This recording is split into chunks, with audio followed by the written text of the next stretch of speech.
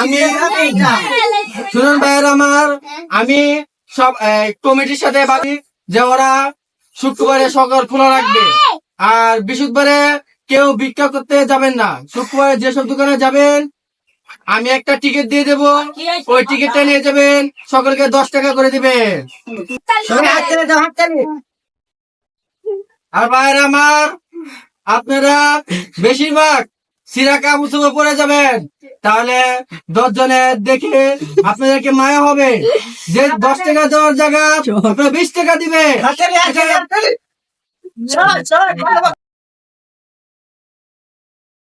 ভাইরা আপনারা সবাই ধৈর্য ধরে বসেন।